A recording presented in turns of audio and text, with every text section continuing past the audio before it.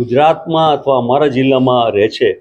એ બીજા સાથે પરણિત થવા પછી એ અધિકાર આદિવાસી તરીકે લઈને એને ઉમેદવાર બનાવવાની વાત એવી ચર્ચામાં ચાલી રહી છે। એ સંજોગોમાં અમે ચૂંટણી આયોગ પાસે એ રજૂઆત કરવા આવ્યા હતા કે પ્રસ્થાપિત નિયમો, પ્રણાલિકા અને મૂળભૂત જે ગુજરાતમાં ને જે જિલ્લામાં આદિવાસી બેઠક પર જે ચૂંટાઈને આવ્યા છે તેને જ એને માટે યોગ્ય ગણવામાં આવે।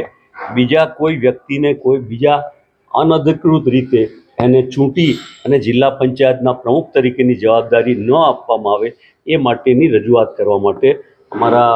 રવાણી સાહેબ, અમારા નટવરસિંહભાઈ અને બધા સાથેનું ડેલિગેશન આજે ચૂંટણી આયોગને મળ્યું। હવે તો જ્યારે ફોર્મ ભરાય જિલ્લા પંચાયતના પ્રમુખ તરીકે અને જે પ્રકારનો નિર્ણય પંચાયત દ્વારા લેવામાં આવે અથવા ચૂંટણી પંચ દ્વારા લેવામાં આવે અથવા ચૂંટણી અધિકારી દ્વારા લેવામાં આવે ત્યારે જે પ્રકારના નિયમોમાં જે કંઈ ફેરફારો થયા છે તેમાં અમારી જે લાગણી છે ન્યાયની અને લોકશાહી પ્રસ્થાપિત કરવાની, એમાં અમારા ચૂંટાયેલા જે પ્રતિનિધિ છે એને ઉમેદવારી પત્ર ભરવાનું તક મળે અને એ જિલ્લા પંચાયતના પ્રમુખ તરીકે આવે ગૌરીબેન, એ અમારી લાગણી અમે અહીંયા વ્યક્ત કરી છે અને આ જ વાત અમે રાજ્યના પંચાયત ડિપાર્ટમેન્ટમાં જઈને એના નિયમો અનુસાર એને પણ એની રજૂઆત કરવાના છે।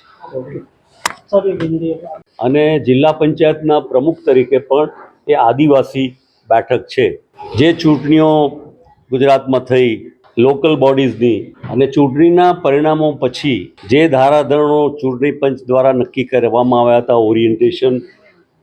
કે કઈ સીટ પર એસસી, કઈ સીટ પર એસટી, કઈ સીટ પર ઓબીસી, કઈ સીટ પર મહિલા, એ કોર્પોરેશન, નગરપાલિકા, તાલુકા પંચાયત, જિલ્લા પંચાયતમાં પ્રમુખ તરીકે ચૂંટાશે અથવા એને કામગીરી કરવાની થશે।